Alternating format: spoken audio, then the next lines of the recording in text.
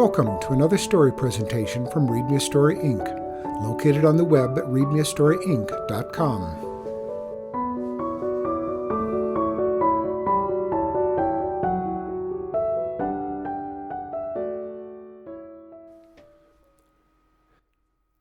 John Robert and the Dragon's Egg by Thomas N. Scortia.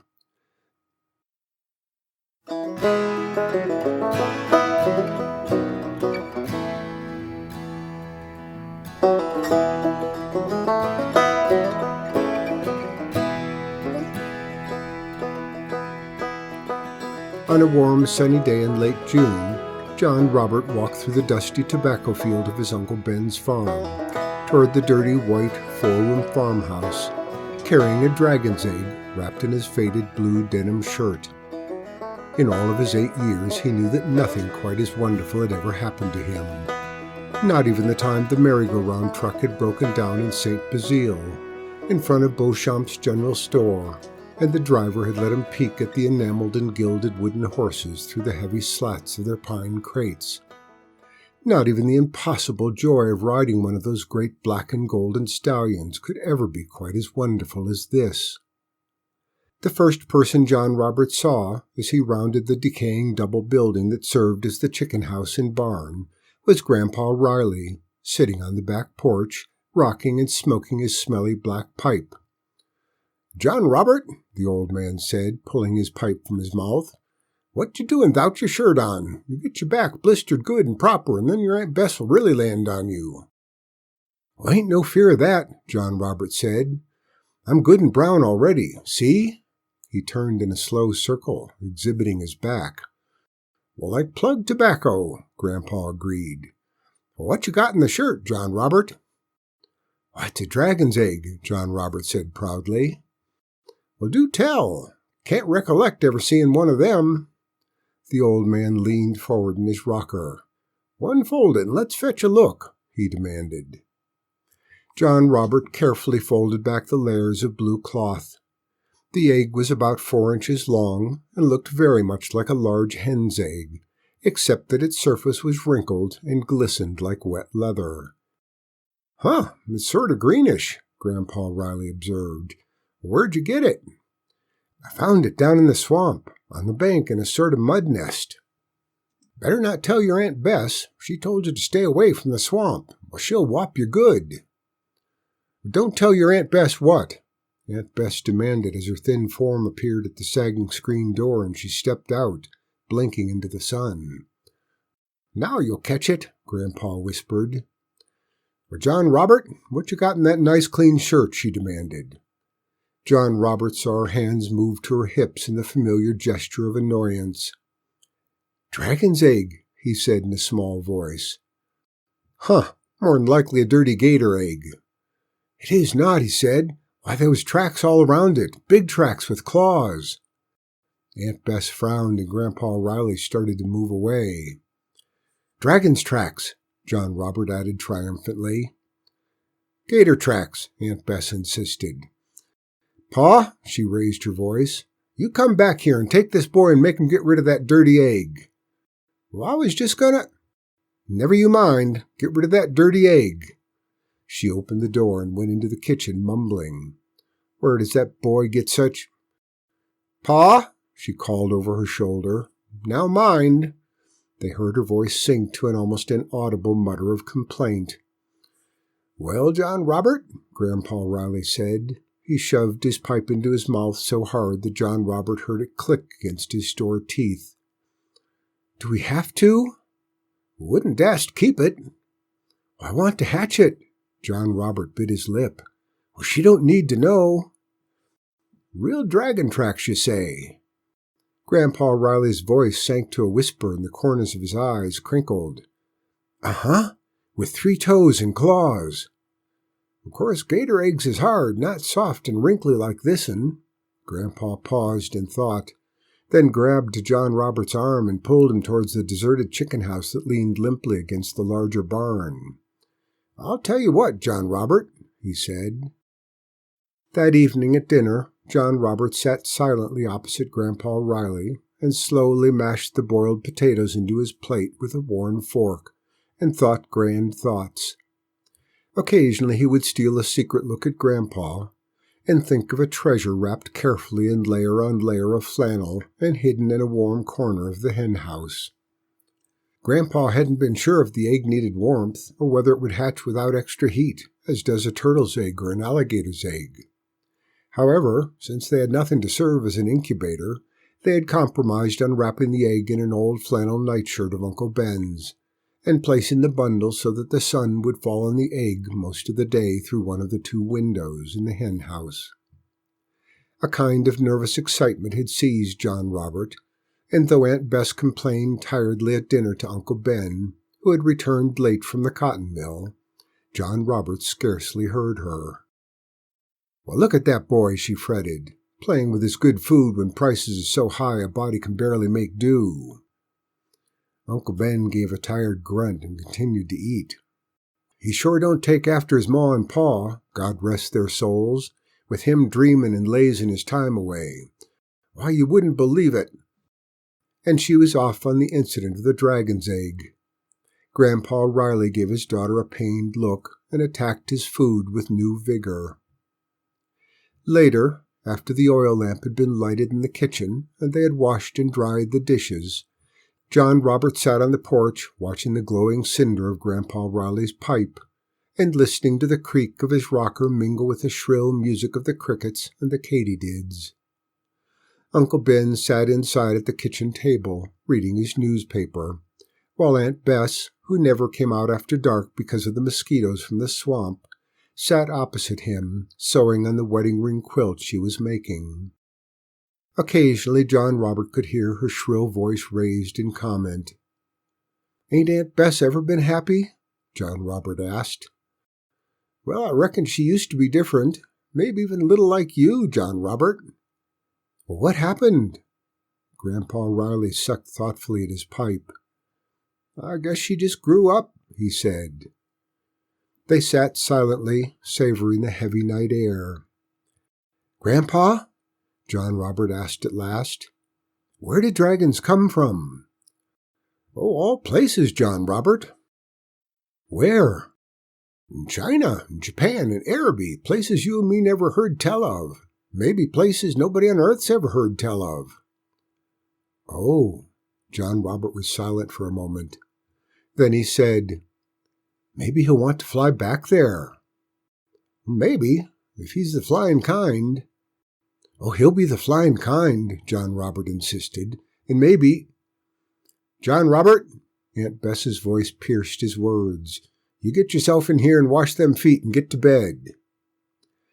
John Robert spent the rest of the week in rising anticipation, stealing to the secret hiding place at every opportunity to observe the progress of the egg.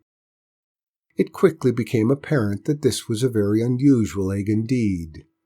For one thing, the shell itself appeared to be elastic, and as the week progressed, the wrinkled surface filled out and the egg enlarged with surprising rapidity until it resembled a circus balloon, filled with water to the point of bursting. In addition, other, more startling changes became apparent. "Well, first time I ever seen an egg purple and gold," Grandpa Riley remarked with some excitement. The egg had indeed changed color from its original bilious green. By Friday, the deepening shades of mottled purple and gold had assumed an iridescent sheen, and the surface seemed to catch the light and throw it back into the eyes of the viewer in a rainbow shower of color. "Well, like the wings of a butterfly," Grandpa observed. "Same color as a purple swallertail." Aunt Bess noticed the increased tension and the furtive visits to the hen house. Since only the larger barn was still used, and that only for storing a drum of kerosene for the household lamps, she demanded to know why John Robert and Grandpa Riley were a-skulkin' around that place. For once, Grandpa Riley managed to appear innocent under Aunt Bess's sharp questioning, and after a while she found something more immediate to occupy her thoughts. The egg hatched on Sunday. "Well," Grandpa admitted, "it sure ain't no gator." "It ain't what I expected," John Robert said, holding the foot-long reptile in his lap and stroking it gently. The animal made a soft cooing sound every time his fingers brushed the soft, fleshy ridge that ran from its forehead down its back to the tip of its tail. A tiny forked tongue darted out to brush John Robert's hand. "Well, I told you it mightn't be the flying kind," Grandpa said. "Well, maybe these'll be wings." John Robert hopefully touched the filmy sack-like protrusions on each side of the fleshy ruff. "Maybe," Grandpa admitted. "Well, what do we call him?"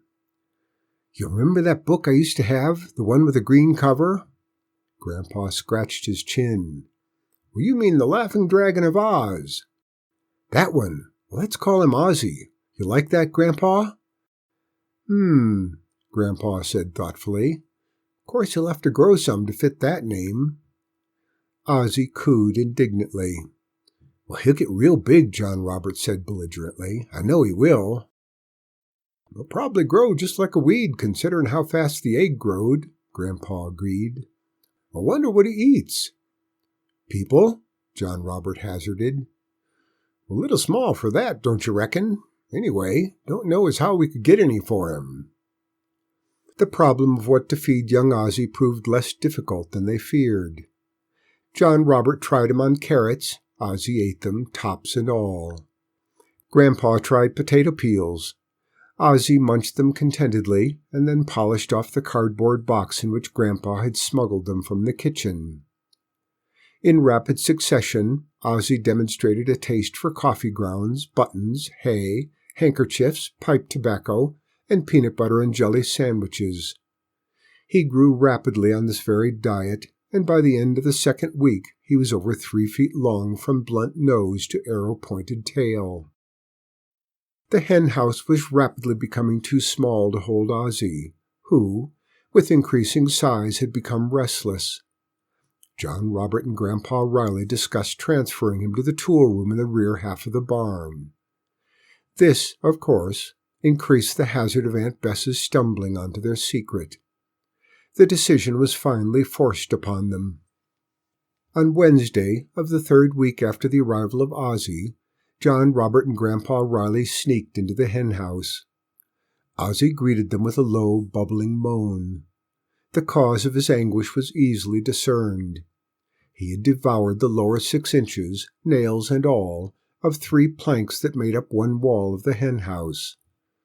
"Well, he sure has an appetite," John Robert observed.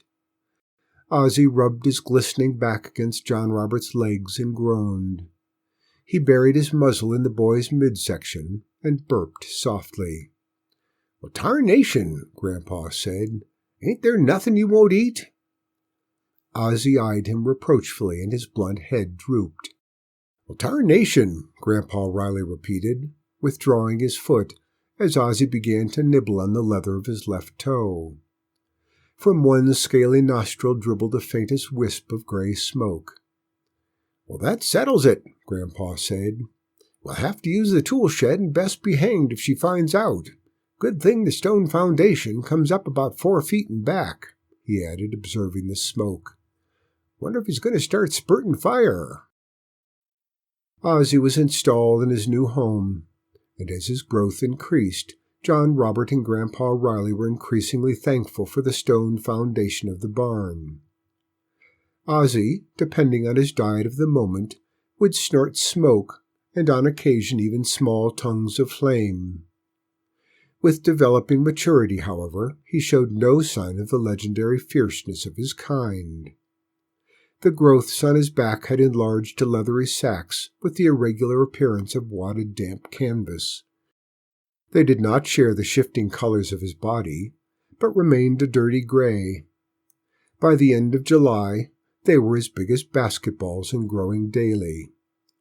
Ozzy was over 14 feet long by then, a mottled golden, and increasingly difficult to contain in the tool room.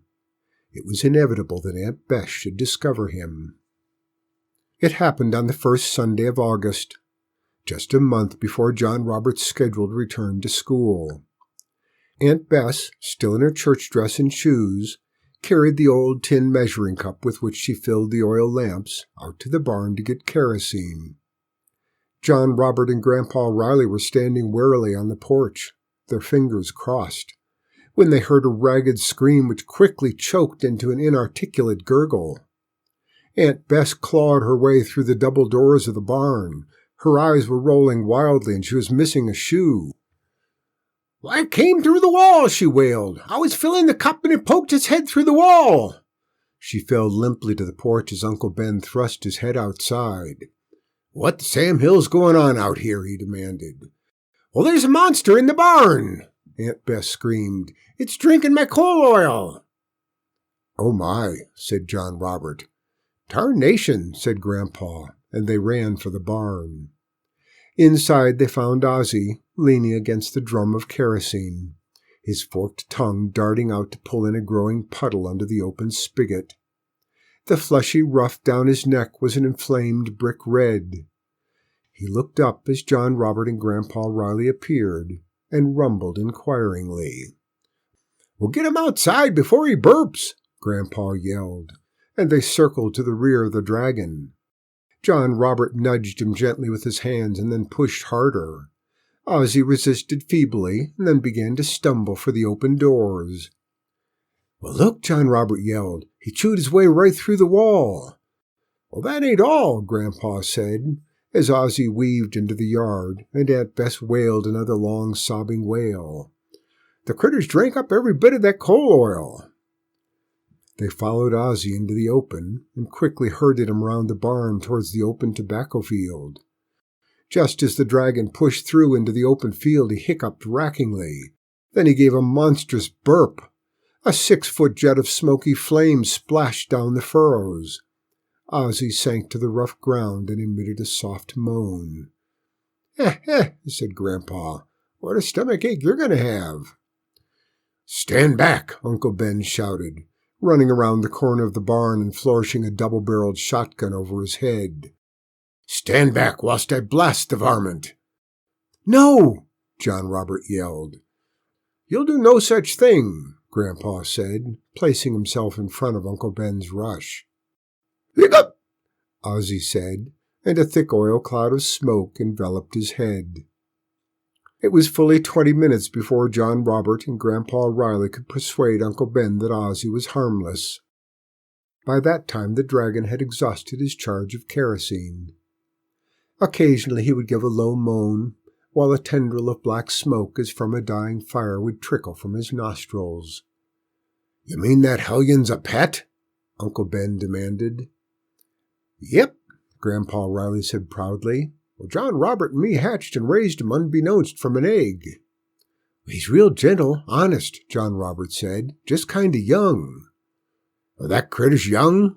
Why, he'd make 4 horses." "Well, just a pup, though," Grandpa insisted. "Only 2 months old." "What you been feeding him? A cow a day?" "Nope, been on hay and grass for 3 weeks." "Is it gone?" Aunt Bess asked, sticking her head around the barn. She saw Ozzie and started to withdraw. Uncle Ben motioned her on. "Come here, Bess," he commanded. "We got us an honest-to-Bob dragon."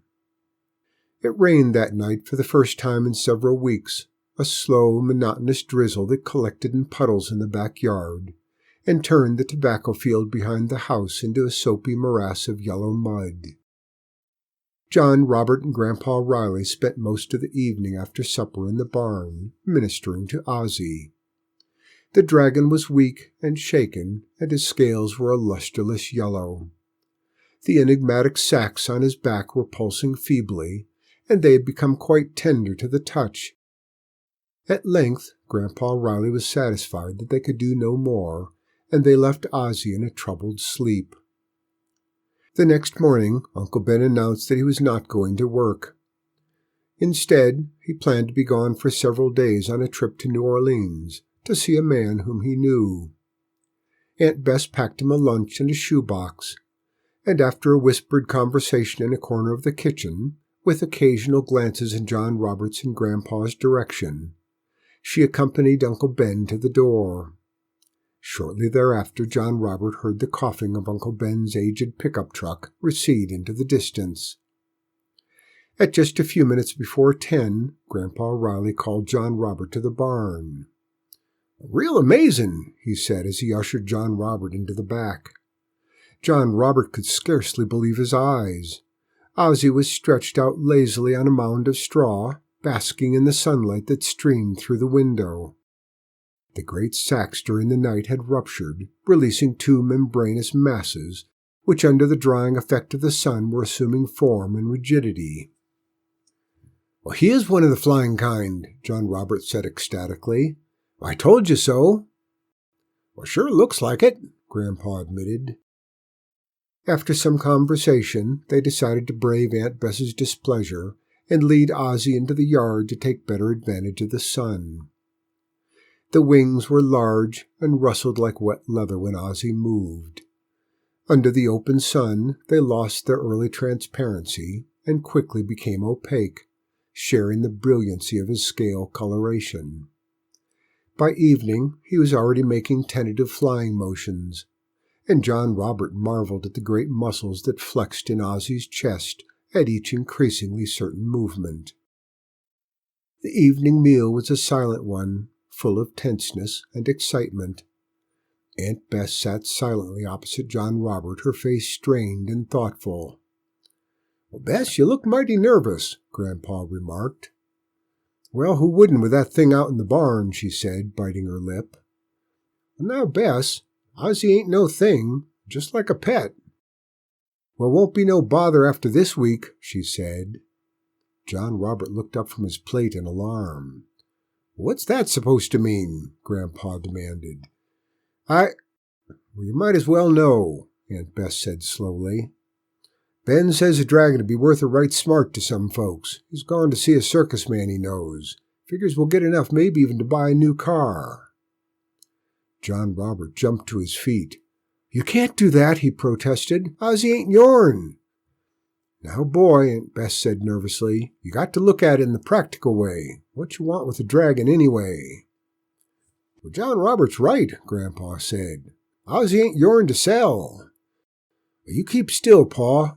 Aunt Bess's voice became hard and firm. "Life's too hard for your and John Robert's fancy notions. Somebody's got to think of the bread and butter in this house. Besides, Ben's the head of the house. He pays the bills, and I couldn't change his mind. Or even if I wanted to," she added after a moment. And she began to talk of the many fine things they would buy after they sold Ozzy to the circus. John Robert had little to say the rest of the evening. Several times he found Aunt Bess looking at him with the strangest expression on her face, and he wondered what she must be thinking behind those silent eyes. He had never known her to be so silent and withdrawn. Her expression, he realized, seemed almost apologetic, as though she were somehow a little sorry for what she was doing. But if she felt any regret, he knew that this would not interfere with the harsh demands of her life that said Ozzy must be sold. When bedtime finally arrived, he lay awake, tossing on his mattress on the kitchen floor. He could hear the creak of Grandpa's couch in the living room, and he knew that the old man must be having as much difficulty as he in getting to sleep. Finally he dozed, but he awoke again in the early morning before the dawn, when the bright yellow light of the full moon fell through the kitchen window on his lids. He lay thinking of Ozzy in the barn and the sudden exciting freedom of his new wings. He saw him imprisoned in a circus cage, iron bars shutting him from the vastness of the upper air, and he felt sudden wetness on his lids. A voice said, "Psst," and he sat up. Grandpa Riley was tiptoeing through the door, his shoes in his hands. He was fully dressed. "Grandpa," John Robert demanded, "what you doing up?" "Not so loud," Grandpa shushed. "You know," he said in a low voice, "I've been thinking." "Well, so have I," John Robert said. "Well, about Ozzy, it ain't fair to him." "Well, John Robert," Grandpa said slowly, "there ain't really any place here for a young boy and an old man. Well, Bess means well, but, well, she don't see things the way you and me do." "I know," John Robert said. "Well, I like her and Uncle Ben, but she just don't seem to enjoy life any more." "Well, maybe it's just 'cause life's taken something out of her," Grandpa said. "You know," the old man said after a moment. "Well, why don't you and me just take a little trip? Well, they wouldn't miss us after a week or two." John Robert jumped to his feet and began to pull on his clothes. They made their way silently through the moonlit yard to the barn. Ozzy awoke with a sleepy rumble, and they led him outside. "You think he can carry us both?" Grandpa asked. "Of course he can. Ozzy's the strongest dragon in creation." They led him into the damp tobacco field. "It needs a good long runway," Grandpa said. "Trifle muddy, though." "Well, where'll we go?" John Robert laughed. "India? Araby?" "Why, we'll go far away where no human's ever been before," Grandpa said. "Well, he knows where." They mounted, Grandpa in front, and held tightly to Ozzy's back. He sensed what was expected of him, and eagerness poured into his body. The great muscles tensed, the clawed feet churned the muddy ground, found firm footing, and suddenly, with the smoothness of a skate slipping over ice, they soared up and up, over the tiny house and barn below, over the moon-flecked fields. The wind whipped through John Robert's hair, and he could barely breathe as he pressed himself forward against Grandpa Riley's thin frame. "Egypt, and Africa, and Araby, and all the faraway places where nobody but him and his kind know," John Robert yelled into the wind. "Well, what will Aunt Bess and Uncle Ben say?" "They'll never tell anyone. Why, they won't even guess the truth," Grandpa gasped, his voice whipping back into John Robert's ear. "Oh, they will, they'll know," John Robert shouted. "Look!" He pointed down below as they banked sharply and swooped back over the tiny house below. Even at their speed they could see clearly the line of heavy tracks that led into the moon-bright tobacco field, led into the very center, and then mysteriously came to an end. And they could even see the tiny human figure that stood by the house, her head turned upward, her eyes shaded by a bare arm. "Goodbye!" Grandpa Riley yelled. "Goodbye! Goodbye! Goodbye!" John Robert called into the cold wind. And below the small figure waved uncertainly, regretfully. Then the field, the house, the dappled landscape of stippled fields and tiny buildings dissolved in a misty kaleidoscope of brilliant yellow, as the great winged beast completed his turn and fled swiftly towards the already brightening east.